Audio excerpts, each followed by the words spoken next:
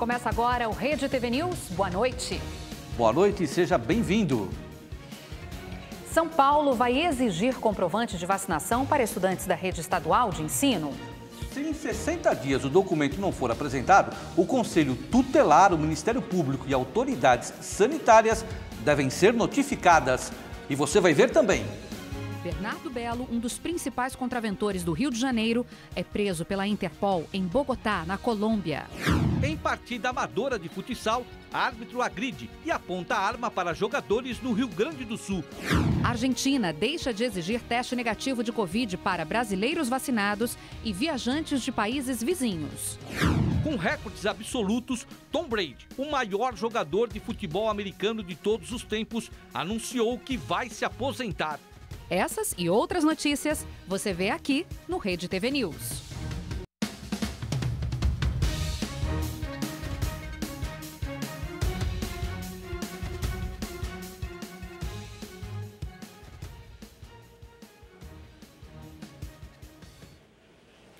O presidente Jair Bolsonaro afirmou em carta à Polícia Federal que exerceu o direito de ausência ao não comparecer para depor no inquérito que apura o vazamento de informações sigilosas. Hoje, Bolsonaro cumpriu agenda em Brasília. No início da manhã, o presidente participou de uma cerimônia de ingresso de novos alunos no Colégio Militar de Brasília. Uma das novas estudantes é a filha caçula de Bolsonaro. Logo depois, o presidente percorreu alguns pontos da capital federal, entre eles a Catedral.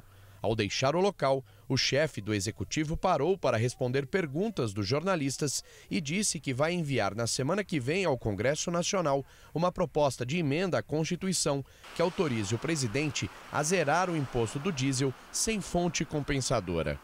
O presidente Bolsonaro também enviou à Polícia Federal uma declaração para ausência em depoimento no inquérito que apura o vazamento de informações sigilosas sobre uma tentativa de ataque hacker às urnas eletrônicas. O ministro do STF, Alexandre de Moraes, havia determinado que o presidente prestasse esclarecimentos à PF na tarde de sexta-feira de forma presencial. Segundo Bolsonaro, ele exerceu o direito de ausência e reiterou no documento que, além de abrir mão de ser ouvido pessoalmente, concorda com o envio imediato da investigação para o Procurador-Geral da República, Augusto Aras, analisar se oferece ou não denúncia contra ele. Estamos de volta e vamos ao vivo para São Paulo, porque o governo do estado vai exigir comprovante de vacinação contra a Covid-19 de estudantes da rede estadual de ensino. E quem tem essas informações para contar para a gente é o repórter Murilo Rincon. Boa noite, Murilo. Quais são os detalhes dessa medida? Boa noite, Milena, Ed, boa noite para todo mundo que nos acompanha. Olha, a resolução publicada no Diário Oficial deste sábado determina que o responsável pelo estudante matriculado na rede estadual de ensino deverá apresentar o comprovante de vacinação da criança em até 60 dias. Caso contrário, as autoridades sanitárias, bem como o Conselho Tutelar e o Ministério Público serão notificados.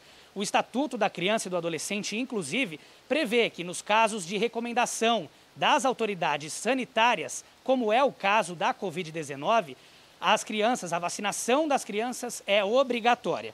O secretário estadual de Educação, Rocieli Soares, falou um pouco sobre essa decisão e também afirmou que, independentemente da vacinação das crianças, nenhuma delas será barrada de frequentar as escolas. Vamos ouvir.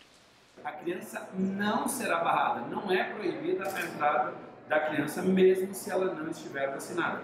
Uma criança de 6, 7, 8, 9 anos não decide se será ou não vacinada. Cabe ao pai, à mãe responsável, responder, obviamente, por isso. E a informação será enviada para as autoridades.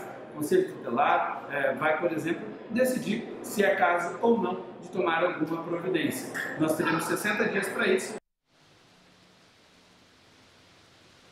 E o estado de São Paulo divulgou também hoje, que neste sábado o estado ultrapassou a marca de 1 milhão de crianças vacinadas com a primeira dose. Isso significa que 25% do público infantil da faixa etária de 5 a 11 anos foram vacinadas aqui em São Paulo. Lembrando que ontem o estado anunciou a antecipação da vacinação de crianças de 5 a 8 anos sem comorbidades. Com isso, todas as crianças do estado já podem ser vacinadas. Murilo Rincon para o Rede TV News. Obrigado, Murilo. Vamos aos números da Covid-19 no Brasil. Segundo dados do Ministério da Saúde, são 22.159.000 recuperados da doença. 2.428.000 pacientes continuam em acompanhamento. Desde o início da pandemia, 626.524 pessoas morreram de Covid-19 no país. A partir de hoje, turistas estrangeiros vacinados, inclusive brasileiros, poderão entrar na Argentina sem a obrigação de apresentar teste negativo para a Covid-19. Veja os detalhes na reportagem agora de Amanda Cotrim, direto de Buenos Aires. A medida vale para estrangeiros e argentinos que estiverem nas últimas 2 semanas em países que fazem fronteira com a Argentina, como Brasil, Chile, Uruguai e Bolívia.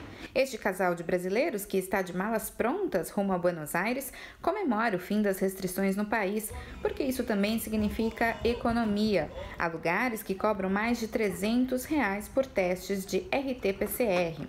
Nós estamos de viagem de lua de mel e vamos fazer Uruguai, Montevidéu, Buenos Aires e Santiago do Chile. E Buenos Aires é a próxima parada. A questão melhor disso daí é a questão financeira mesmo, né? Porque os testes do PCR são muito caros. A gente, para fazer todas essas viagens, iam fazer 6 testes. Só em São Paulo tivemos que fazer 2 testes. Então foi 2 pessoas, 2 testes, foi R$1.000 mais ou menos que a gente acabou fazendo de teste. O novo protocolo permite também o ingresso de não vacinados total ou parcialmente, desde que tenham um certificado médico de isenção por motivos de saúde ou religiosos, apresentem teste negativo para Covid feito até 72 horas antes do embarque e façam quarentena de 7 dias. Esta médica brasileira, que está em Buenos Aires pela primeira vez a turismo, diz que não exigir exame negativo para Covid é uma facilidade, mas também uma preocupação. Querendo ou não, o PCR negativo dá uma segurança de que você está viajando mais seguro, né? E não tem o risco de ficar doente em viagem, que é muito mais desgastante. Por isso, os viajantes são obrigados a apresentar seguro de saúde que cubra tratamento hospitalar em caso de Covid. A medida do governo argentino busca facilitar a entrada de turistas, principalmente brasileiros, os estrangeiros que mais visitam o país. Antes da pandemia, entre 2018 e 2019, cerca de 1.500.000 brasileiros visitaram a Argentina. Esta empresária brasileira, que trabalha com turismo exclusivo para brasileiros, lembra que Buenos Aires é uma cidade onde a maioria das atrações é ao ar livre, onde o uso de máscara é opcional. E aí eu sempre falo dessa oportunidade, né, que Buenos Aires está, da gente conhecer sem precisar estar em locais fechados. As esperanças para 2022 é que a gente trabalhe bastante e receba muitos brasileiros, que a gente possa voltar a apresentar Buenos Aires. Amanda Cotrim, de Buenos Aires, para o Rede TV News.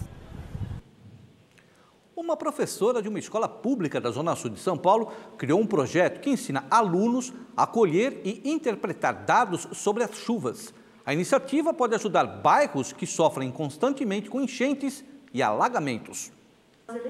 A professora Daiane tem a ciência como fator fundamental na educação e foi por causa dela que o projeto Dados à Prova d'Água veio parar na escola. Você pode colocar pedra, areia, cimento aqui para ficar mais pesado, mas sempre tem que pôr água. Garrafa PET, fita adesiva e régua. O pluviômetro, aqui chamado de PluviPET, está pronto. Ele vai colher a água das chuvas. As informações serão enviadas para um aplicativo e podem ajudar a evitar muitos problemas. Com as informações do aplicativo e os dados coletados nesse pluviômetro aqui, é possível evitar os impactos das chuvas numa comunidade, não é isso, professora? É isso. Aqui a gente tem um professor que ele já fica de olho no pluviômetro dele. Ele sabe que se chover 15 milímetros de chuva, vai acabar inundando a casa. Então ele já avisa na casa dele que pode acontecer, tira o carro da garagem e sobe os móveis para que não seja prejudicado.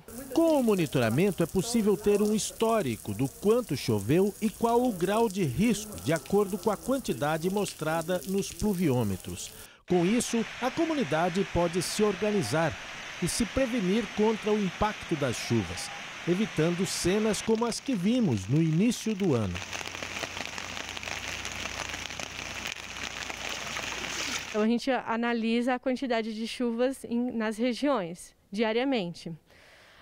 Anota a quantidade de chuva e observa os fatores que acontecem ao redor naquela comunidade. Que fatores? Um alagamento, inundação, um bueiro que pode estar levantando água, um rio, um córrego que tem um nível muito alto de água que pode acarretar um desastre para as pessoas que moram ao redor. Júlia já concluiu o ensino médio, mas ainda tem um pluviômetro em casa. Ela participou de uma oficina de mapeamento em 2019. Eu gostei muito da iniciativa do projeto, principalmente de você ser um agente de mudança da sua própria comunidade. Geralmente, quando a gente vê esses projetos, a imagem quando o aluno tem é uma imagem muito afastada, uma imagem que você não pode participar ou fazer a mudança. O projeto é da Fundação Getúlio Vargas e tem parceiros públicos e não governamentais no Brasil, Alemanha e Reino Unido. O Centro Nacional de Monitoramento e Alertas de Desastres Naturais, órgão ligado ao Ministério da Ciência e Tecnologia, apoia a iniciativa. O projeto Dados à Prova d'Água contribuiu para a ampliação da compreensão dos participantes em relação às vulnerabilidades, riscos e desastres ligados às suas comunidades, como também para a pesquisa constante, ou seja, o monitoramento das chuvas para a prevenção de desastres e principalmente aproximou defesas civis e comunidades escolares. A Praia do Sueste, em Fernando de Noronha, onde um tubarão atacou uma menina de 8 anos ontem, será monitorada por um drone para avaliar os riscos de novos ataques. Essa decisão foi tomada pelo Instituto Chico Mendes da Biodiversidade, o ICMBio. Com o uso do drone, será possível mostrar os períodos em que há mais risco de ataques de tubarão para assim proteger os banhistas. A menina que foi atacada pelo tubarão estava na praia com o pai e foi mordida na perna direita. Ela foi socorrida no hospital na ilha e depois transferida para um hospital em Recife em estado grave.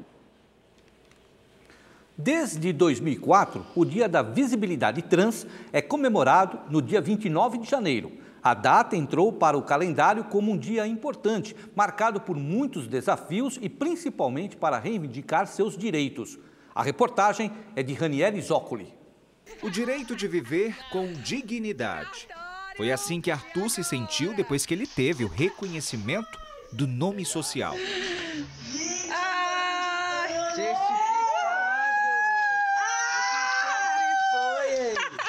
Arthur nos contou do sofrimento por não poder mostrar quem ele era realmente.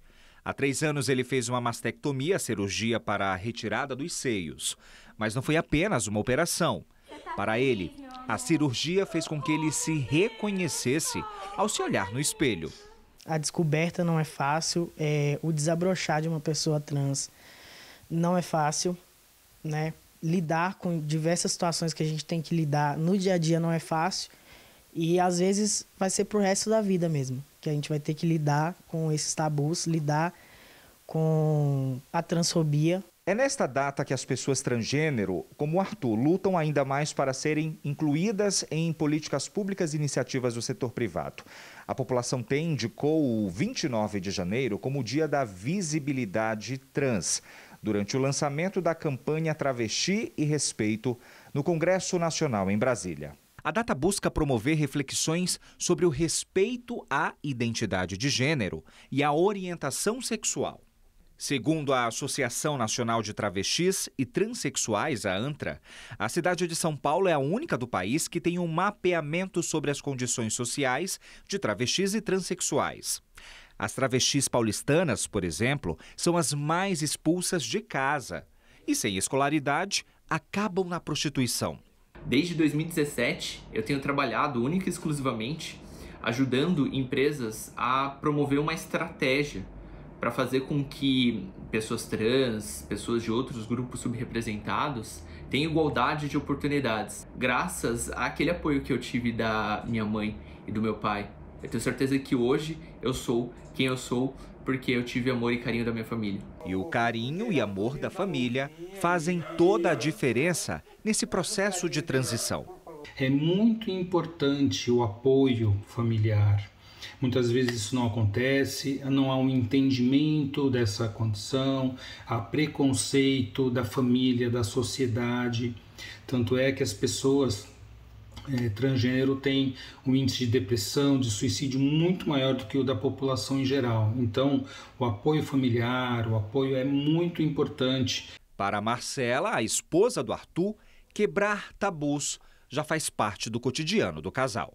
A partir do momento que a gente decidiu viver juntos, eu decidi escolher o Arthur para ser meu parceiro, eu sei das consequências e, assim, eu não me importo de fato, porque é com ele que eu quero estar e não ligo pro externo. Respeito já é uma excelente atitude, respeito ao próximo, para diminuirmos cada vez mais o preconceito, seja ele qual for, não é mesmo? Olha, uma empresa brasileira lançou pela primeira vez um satélite feito com tecnologia 100% nacional. O equipamento, que tem o tamanho de um celular, foi levado ao espaço pela empresa americana SpaceX. O lançamento foi algo inédito para o Brasil. O foguete partiu do Cabo Canaveral, no estado americano da Flórida, rumo ao espaço carregando um satélite brasileiro construído por esses 4 jovens. Eles criaram uma startup há 2 anos para desenvolver projetos de comunicação de longa distância via satélites. O principal objetivo do nosso satélite hoje é o teste realmente de todo o sistema, né? Então, a gente vai estar ali testando a comunicação com esse satélite, a comunicação com um satélite no espaço é algo bem complexo. E também o satélite ele tem que viver por si só lá, né? Não tem ninguém para ir lá e apertar o botão de desligar e ligar de novo quando dá algum problema, né? O projeto começou a ser desenvolvido há 1 ano aqui no laboratório da startup. E o satélite foi desenhado com a ajuda de uma impressora 3D. Ele tem detalhes tão pequenos que às vezes é difícil ver a olho nu. Mas o resultado é que ele tem o formato de um cubo e tem menos de 200 gramas, mas a tecnologia necessária para fazer a comunicação entre o espaço e a Terra. A grande questão é que a startup é a primeira empresa brasileira a mandar um satélite para o espaço. Ele foi montado com 5 painéis solares que alimentam uma bateria, capaz de gerar energia por até 3 dias. São 3 sistemas com sensores para processar os dados que são repassados à empresa por meio de radiofrequência. A previsão da equipe é manter o satélite em órbita por mais 1 ano, tempo suficiente para realizar os estudos que serão aplicados em vários projetos. Os testes hoje, né, do nosso satélite são justamente os testes para identificar como ele está se comportando no espaço, né, para que no futuro a gente consiga trazer mais conectividade para regiões mais remotas do Brasil, né? A startup não é a única brasileira a se aventurar no espaço. Verena, que é estudante de medicina, se inscreveu em um treinamento online promovido pela NASA para aprender a analisar uma sequência de imagens do universo. Depois disso, ela descobriu nada menos do que 25 asteroides. Um deles foi considerado de grande importância para a Agência Espacial Americana. Tem um software que eles usam, né? E esse software ele usa imagens de um telescópio que fica lá no Havaí. Esse telescópio ele tira as imagens em pacotes de 4 imagens cada pacote, que são tiradas lá do espaço do céu com diferença de segundos entre uma e outra, ou seja, uma sequência assim. E então eu ia vendo se eu notava alguma diferença nas imagens, porque como elas foram tiradas com uma diferença de tempo, eu podia ver se alguma coisa tinha se movido. Verena foi premiada em Brasília em dezembro do ano passado. Ela recebeu um troféu do coordenador do programa Caça-Asteroides da NASA e do ministro Marcos Pontes, da Ciência, Tecnologia e Inovações. Esse é um programa muito interessante porque ele oferece a um número muito grande de jovens a possibilidade de, utilizando imagens da NASA, descobrirem asteroides de verdade. Nós temos resultados excelentes de muitos jovens participando, de muitas idades, desde pequenininhos, lá de 9, 10 anos de idade, 8 anos de idade, até adultos, né, participando. E sem dúvida nenhuma a astronomia ela é apaixonante, né? Bem interessante mesmo. Um museu completamente diferente na Paraíba conta a história da cidade de Campina Grande de uma maneira tecnológica. Confira na reportagem de Diego Almeida. A história de Campina Grande ao lado de um dos principais cartões postais da cidade. É às margens do Açude Velho, onde está o Museu Digital, no monumento do Sesc Centenário, que reúne características históricas da cidade com a presença dos tropeiros e o que há de mais moderno no quesito arquitetura.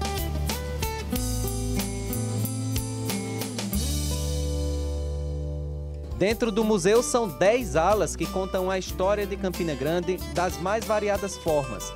Logo na entrada, 2 telas de alta qualidade exibem um filme sobre a cidade e o áudio é distribuído para todos os ambientes. Uma estratégia para que a visitação ganhe também uma característica sensorial.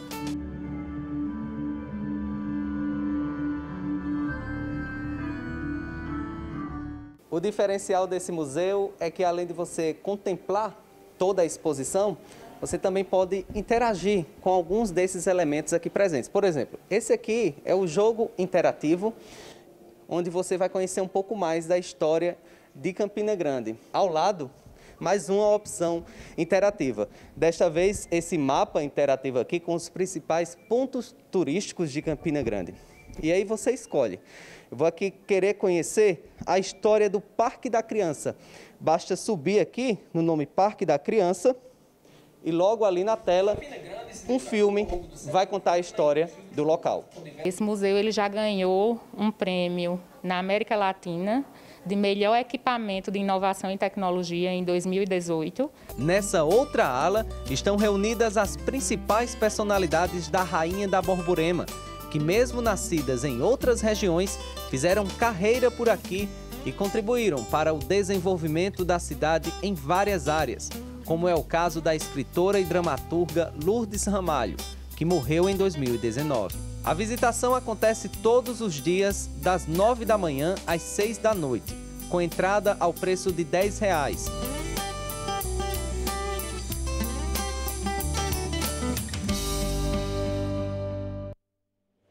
Vale conferir então, hein? Agora a gente muda de assunto, fala um pouco de esporte, começando pelo futebol americano. A Liga de Futebol Americano vai perder seu maior astro, o jogador Tom Brady, de 44 anos, que anunciou hoje a sua aposentadoria. Ele, que é marido da modelo brasileira Gisele Bündchen, é também um dos maiores nomes da história do esporte. Tom Brady jogou na NFL durante 22 temporadas, conquistou 7 títulos do Super Bowl. É a maior conquista individual de um jogador. O motivo da aposentadoria? O jogador quer deixar os gramados para ficar mais próximo da família. No Rio Grande do Sul, uma partida amadora de futsal terminou em briga. Uma arma chegou a ser apontada pelo árbitro.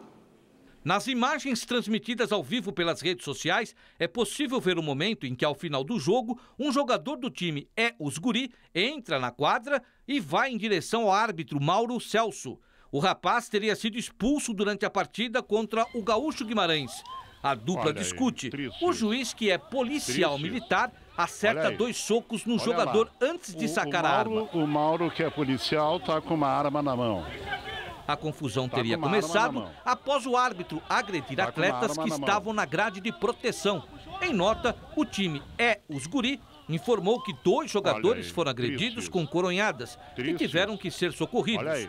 Um deles desmaiou e o outro levou 3 pontos na cabeça.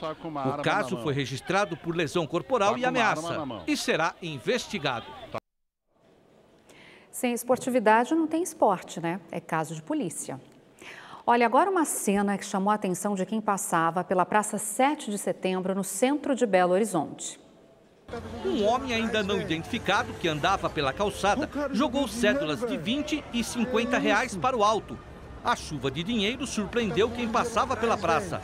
A testemunha que flagrou a cena inusitada parece não acreditar no que estava acontecendo. Jogando dinheiro lá atrás, velho. O cara jogando dinheiro, velho. Que isso? Segundo a Polícia Militar, não foi registrado o boletim de ocorrência e não se sabe qual foi a motivação do ato. O Rede TV News de hoje fica por aqui, mas você continue aí com a programação da Rede TV. Ed, primeira vez juntos, que venham muitas outras. Bacana, vamos, boa noite. Boa noite a todos. Valeu, até mais.